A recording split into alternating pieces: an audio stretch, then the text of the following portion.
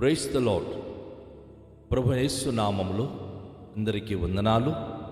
యేసయ్య మాటను కార్యక్రమానికి ప్రేమతోనే మిమ్మల్ని స్వాగతిస్తున్నాను. ఈ దినము మార్కు సువార్త 2వ అధ్యాయము 13వ వచనం నుండి 17 వచనాల వరకు మనము ధ్యానించుకుందాం. ఆయన సముద్ర తీరమున మరలా నడిచిపోచుండగా ఉండెను. జనులందరూ ఆయన యొద్దకు రాగా ఆయన వారికి బోధించెను. ఆయన మార్గమున వెళ్ళుచు సుంకపు మెట్టునొద్ద కూర్చున్న అల్ఫయి కుమారుడగా లేవిని చూచి నన్ను వెంబడించుమని అతనితో చెప్పగా అతడు లేచి ఆయనను వెంబడించాను. అతని ఇంట ఆయన భోజనమునకు కూర్చుండగా సుంకరులను పాపులను అనేకులు యేసుతోనూ ఆయన శిష్యులతోనూ కూర్చుండి ఉండిరి. అట్టి వారనేకులుండిరి. వారు ఆయనను వెంబడించి పరిశీలనలోనున్న శాస్త్రులు ఆయన సుంకరులతోనూ పాపులతోనూ భుజించుట చూచి ఆయన సుంకరులతోనూ పాపులతోనూ కలిసి భోజనము చేయుచున్నాడేమి ఆయన శిష్యులను నడుగగా, యేసు ఆ మాట విని రోగులకే గాని ఆరోగ్యము గలవారికి వైద్యుడక్కరలేదు, నేను పాపులకే పిలువ వచ్చి తిని గాని నీతిమంతులను పిలువ రాలేదని వారితో చెప్పాను. ప్రియమైన దేవునికి విడలారా, ఈ సమయంలో దేవునికి పరిశుద్ధ లేఖన భాగాన్ని మనం ధ్యానించినప్పుడు ఒక విలువైన సంఘటన యేసు ప్రభువారు మనకు నేర్పిస్తున్నాడు. చాలామంది ఒక పదం వాడతారు, ఆ దేవుడు ఎప్పుడు పిలిస్తే అప్పుడు వెళ్తామని. కానీ దేవుని పిలుపు అందరికీ ఏకరీతిగా అన్ని వేళలా ఉంటుంది.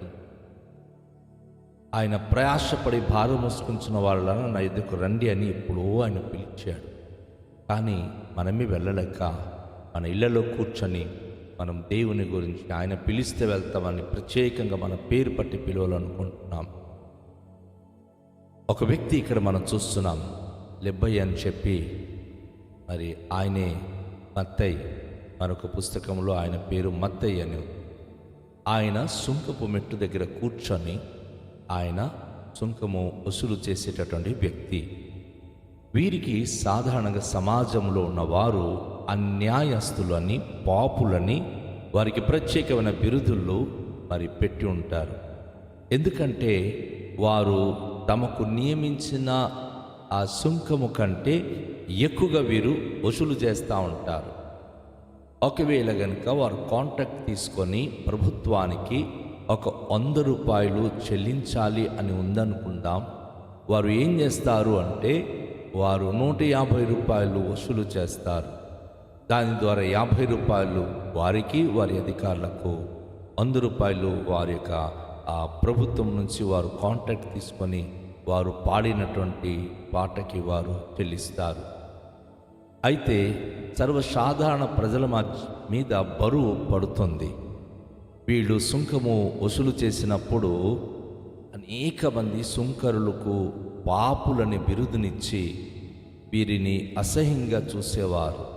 అయితే యేసు ప్రభువారు ఆ త్రోవలో నడిచి వచ్చినప్పుడు ఈ లెబ్బయ్య అనేటటువంటి వ్యక్తి సుంకము వసూలు చేస్తుంటే చూసి నన్ను వెంబడించుమని చెప్పి ఒక్క మాట ఆయనకి తెలియజేశారు. ఎందుకంటే యేసు ప్రభువారి మరి జీవితంలో ఆయనకి తెలుసు ఏ మనిషి ఎలాంటి వారు అని చెప్పి. ఈ అల్ఫయి కుమారుడైన లేవి తను మరి యేసు ప్రభువారి గురించి తన హృదయంలో ఉన్న ఆతురత, ఆయన మాట వినాలి, ఆయన గురించి తెలుసుకోవాలన్న వాంఛ తన గుండెల్లో ప్రభు చూశాడు. అవును, మనం పై రూపం చూస్తాం, కానీ యేసయ్య అంతరంగం చూస్తాడు. అంతరంగంలో ఎవరైతే నిష్కళంకమైన మనస్సు కలిగి దేవునికి ఇష్టమైన వారుగా ఉంటున్నారో వారు ఎవరనేది ప్రభుకు తెలుసు. మనము నేను మంచివాణ్ణి, నేను మంచిదాన్ని అని చెప్పుకుంటే ప్రభు మెచ్చుకోడు. ఎందుకంటే ఆయన అందరి ఆంతర్యాలు ఎరిగినవాడు. నీకు ప్రేమ ఉన్నప్పుడు ఒకలా మాట్లాడతావు, కోపం వచ్చినప్పుడు నోటికొచ్చిన మాట్లాడతావు అన్న సంగతి ప్రభుకు తెలుసు. అలా ఉండకూడదు. ఎప్పటికీ కూడా నీ మాటలు అవునంటే అవును, కాదంటే కాదు. నువ్వు సాత్వికంతో మాట్లాడే అనుభూతి ఉండాలి. అయితే ఇక్కడ లేవి తను ప్రభువు వైపు చూచినప్పుడు లేక ప్రభు గురించి విన్నప్పుడు గుండె నిండా ఆయన మాట వినాలి అన్న ఆశ ఉండడం ప్రభు చూచాడు. లేవిని చూచి నన్ను వెంబడించుమని అతనితో చెప్పగా అతడు లేచి ఆయనను వెంబడించాను. అవును, హృదయ రహస్యాలు నెరిగిన వానికి మన మనసులో తన గురించి ఏ విధమైన ఆలోచన కలిగి ఉన్నామో ఖచ్చితంగా ప్రభు ఆలోచన నెరిగిన వాడు కనుక మన జీవితంలో అద్భుత అనుభూతి అనుగ్రహించగలడు. ఆ లేవి అనే వ్యక్తిని ప్రభు పిలిచినప్పుడు ఆయన వెంటనే ఆ సుంకపు మెట్టు దగ్గర తనకున్న లావాదేవీలని విడిచిపెట్టి పేతురు, ఆంద్రెయ, యోహాను, యాకోబు ఎలా అయితే వారు తమ వలలను విడిచిపెట్టి యేసును వెంబడించారో, లేవి కూడా అనగా మత్తయి కూడాను తనకున్న లావాదేవీలన్నీ కూడాను అక్కడున్న తన తోటి ఆ ఉద్యోగస్తులకు అవన్నీ బాధ్యత అప్పగించి ఆయన వెళ్ళిపోయి తన ఇంట మరి యేసు ప్రభును చేర్చుకొని అనేక మందికి భోజనము పెట్టడానికి ఆయన సిద్ధపడ్డాడు. యేసు ప్రభుతో పాటు తన శిష్యులు అలాగే ఈ రోజు నుండి నేను ప్రభుకు మరి అనుసరించి ప్రభు మార్గం నడిచేటటువంటి వ్యక్తిగా నేను మారిపోతున్నాను. ప్రభు యొక్క వాక్యం బట్టి జీవించడానికి ఇష్టపడుతున్నాను. ప్రభువును నేను వెంబడిస్తానని ఆయన తీర్మానించుకున్నాడు. కనుక తన ఇంటి దగ్గరికి వెళ్ళి భోజనము పెట్టాలని చెప్పి ఆయన అనేక మందికి పిలిపించి మరి భోజనము ఆయన ఏర్పాటు చేశాడు.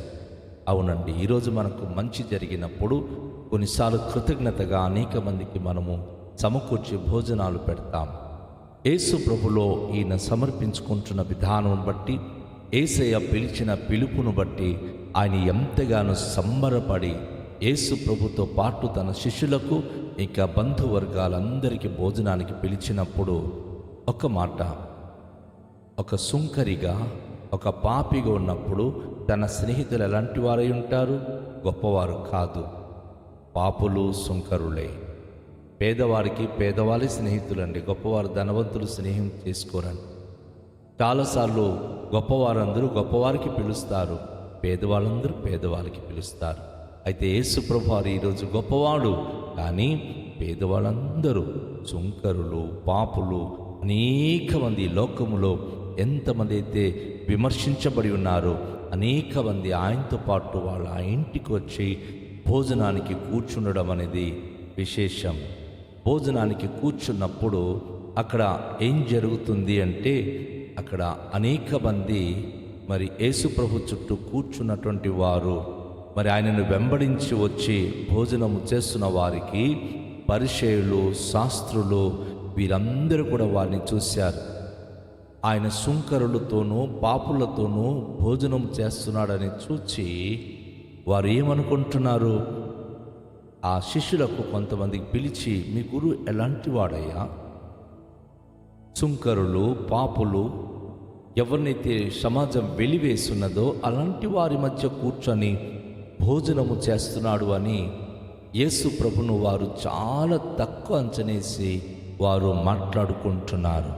తన శిష్యులకు కూడాను వారు ప్రశ్నిస్తున్నారు, నా ప్రియ సహోదరి, సహోదరుడా, నువ్వు ఎంతటి స్థితిమంతుడైనా ప్రభు దగ్గరికి వచ్చినప్పుడు సామాన్యమైన వారితోనూ కలిసి జీవించడం అనేది శ్రేయస్కరం. ఈరోజు వరకు చాలామంది క్రైస్తులైన వారు కులము చూస్తున్నారు, జాతి చూస్తున్నారు, గొప్పతనము చూస్తున్నారు. వారికి సాటి అయిన వ్యక్తులతో వారు సాంగత్యం పెంచుకుంటున్నారు. కానీ దీనులు, దరిద్రులు కనిపించినప్పుడు వారి దగ్గరికి వెళ్ళి పలకరించడానికి కూడా ఇష్టపడరు. ఎందుకంటే వారికి మాకు సాంగత్యము లేదు, వారు మాకు వద్దు అనుకుంటున్నారు. కానీ యేసు ప్రభు వారు ఈ లోకంలో ఉన్నప్పుడు ఆయన చేసిన పని ఏమిటి అంటే, పాపులు, సుంకరులు ఎవరైతే చాలా దౌర్భాగ్య స్థితిలో ఉన్నారో అలాంటి వారిని యేసు ప్రభు వారు చేర్చుకొని వారి మధ్యకి వెళ్ళి కూర్చుండేవారు. వారితో పాటు భోజనము చేయడానికి కూడా ఆయన ఇష్టపడేవారు. నా ప్రియ సహోదరి, నా ప్రియ సహోదరుడా, ఈ ఉదయకాశములో ఈ పరిసయ్యులు, శాస్త్రులు యేసయ్య శిష్యులకు అడిగిన ప్రశ్నలు మీకు కూడా అడగవచ్చు. మీరేమి తక్కువ కులాస్తుల దగ్గరికి వెళుతున్నారు? మీరేమి అలాంటి వాళ్ళ దగ్గరికి వెళుతున్నారు? మీరేమి ఇలాంటి పాపుల దగ్గరికి వెళుతున్నారని ఒకవేళ ఎవరైనా మిమ్మల్ని ప్రశ్నించవచ్చు, అప్పుడు మీరు ఇచ్చే సమాధానం ఏమై ఉండాలి? మనం ఇచ్చే సమాధానం ఈ రీతిగా పరిశుద్ధ వాక్యాన్ని బట్టి అయి ఉండాలి. యేసు ఆ మాట విని, రోగులకి కానీ ఆరోగ్యం గల వారికి వైద్యుడు అక్కరలేదు, నేను పాపులనే పిలువ వచ్చి తిని కానీ నీతిమంతులను పిలువ రాలేదని వారితో చెప్పాను. ఎస్, ప్రతి క్రైస్తవుడిని నోట ఈ మాట ఉండాలి. గొప్పలతో మనం గొప్పలుగా ఉండాలని, పేదల దగ్గరికి మనం వెళ్ళకూడదు అని. ఒకవేళ మనం గీతలు గీసుకొని కూర్చుంటే మనం దేవుని మనుషులము కాలేము. మనం చేయాల్సిన పని ఏమిటి? ఎక్కడైతే అనేకమైనటువంటి వెలివేయబడిన ప్రజలు ఉంటారు, ఎక్కడైతే రోగులు, ఎక్కడైతే వ్యాధిగ్రస్తులు, ఎక్కడైతే దేవుని ఎరుగని వారు ఉంటారో వాళ్ళ దగ్గర వారికి దేవుడు అవసరం. వారికి దేవుడు తెలియక కదా వారు అనేకమైన బాధలను అనుభవిస్తున్నారు. అసలు ప్రభు వచ్చింది వారికి కనుక వారు పాపులుగా ఉన్నందుకు వారిని పిలవడానికి ప్రభు వచ్చానంటున్నాడు. సమాజం వారికి లెక్క చేయట్లేదు. మీరు బాగాలేకపోతే మీ దగ్గరికి చాలామంది వస్తున్నారు. ప్లాట్ఫామ్ మీద పడి ఉన్నటువంటి పేదవాడి దగ్గరికి ఎవరు వెళ్ళట్లా, ఆయా పల్లెల్లో పడి ఉన్నటువంటి రోగుల దగ్గరికి ఎవరు వెళ్ళట్లా. ఆవశ్యకంగా ఆ రోగులను అనేక మంది అసహించుకుంటారు. ఆ పేద ప్రజలను అనేక మంది చీకొడతా ఉంటారు. అయితే యేసయ్య వారి దగ్గరికి వెళ్ళి వారినే పిలవడానికి వచ్చానంటున్నాడు. గుర్తుంచుకుందాం, ప్రభు పిలుపు ఎవరికి? పాపులైన వారికి, రోగులైన వారికి. అది ప్రభును ఎరుగక ఉన్నటువంటి వారిని ప్రభు పిలవడానికి వచ్చాడు. కానీ ప్రభు పిలుపు లోబడి దేవుని గురించి ఎరిగి తప్పిపోయినటువంటి వ్యక్తి పాపము చేసి రోగాలు పడితే ప్రభు వాడిని పిలవడం కాదు, వాడు పశ్చాత్తాపడమే ఒకటే తనకు దేవుడిచ్చిన అవకాశం. పశ్చాత్తాప పడితే ఆ రోగి బాగవుతాడు. కానీ ప్రభును ఎరుగని వ్యక్తి తను ఎలాంటి కండిషన్లో ఉన్నా, ప్రభును గురించి తెలుసుకునని వ్యక్తి ఏ గ్రామములో, ఏ వీధిల్లో, ఏ ఓడల్లో, ఏ ఇళ్లల్లో పడున్నా దేవుని సత్య స్వార్థ తనకు తాకినప్పుడు నిశ్చయంగా దేవుని తట్టు చూసేటటువంటి ఆ రోగి ఖచ్చితంగా బాగుపడతాడు. ఎందుకంటే యేసు ప్రభువారు అలాంటి వ్యక్తులను బాగు చేయడానికే వచ్చి ఉన్నాడు, అలాంటి వ్యక్తులను స్వస్థపరచడానికే వచ్చి ఉన్నాడు. కనుక దేవునికి ప్రియమైన బిడ్డలారా, ప్రతి ఒక్కరు ఇది మనం గమనించుకుందాం. యేసు ప్రభు గొప్పవాళ్ళని పిలవడానికి రాలేదు, కానీ పేదవాళ్లను. యేసు ప్రభువారు నీతిమంతులను పిలవడానికి రాలేదు, అనీతిమంతులనే. అయితే పిలువబడిన నీవు నీ జీవితాల్లో దేవునికి విశ్వాసం కలిగి, నమ్మకత్వం కలిగి జీవించు. మనలో వర్గ భేదాలు ఉండకూడదు, భేదాభిప్రాయాలు ఉండకూడదు. కానీ ఎవరైతే దేవునికి అవసరమై ఉన్నారో వారిని మనం ప్రభు దగ్గరికి వద్దాం. దేవుడు పిలిచిన తర్వాత, బాగు చేసిన తర్వాత దిగజారిపోయిన వారికి నువ్వు పిలవడం ద్వారా ప్రయోజనం ఏమీ లేదు. ఆవశ్యకంగా వారు నిన్ను హేళన చేస్తారు. యేసయ్య గురించి మాకు తెలుసులే, మాకు కూడా ప్రార్థన వచ్చులే అంటారు. కానీ పాపులైన వారు, రోగులైన వారు, యేసయ్య గురించి తెలియని వారు ఖచ్చితంగా ప్రభుని గురించి విన్నప్పుడు వారు ఎంతగానో ఆరాటపడి ప్రభు సందులో వారు ఎంతో వినయముతో ప్రార్థన చేయడానికి ఇష్టపడతారు. రండి, ఈ సమయంలో అందరూ తలలుంచుకొని దేవునికి ప్రార్థన చేద్దాం. దయగల తండ్రి, ఈ ఉదయకాల సమయంలో ప్రభువా, ఎవరు పాపులు, రోగులు, వెలివేతకు గురి అయి ఉన్నారు, సమాజానికి దూరంగా జీవిస్తున్నారు, అట్టి వారిని మీరు పిలవడానికి వచ్చిన దేవుడవని మిమ్మల్ని గురించి విని ఉన్నాం. మీకు దూరంగా ఉన్న ప్రతి ఒక్క వ్యక్తి మీకు దగ్గర అయ్యే భాగ్యం దయచేయండి ప్రభువా. మీ వాక్యమును బట్టి ప్రతి ఒక్కరికి మీరు ముట్టి, వాక్యమును బట్టి ప్రతి కుటుంబానికి తాకి స్వస్థత, విడుదల, ఆరోగ్య బలం ఇవ్వండి ప్రభువా. అట్టి వారిని మేము హేళనగా చూడకుండా ప్రభు దగ్గరగా వారిని చేర్చుకొని మిస్ని నడిపించే భాగ్యం మాకు అనుగ్రహించండి.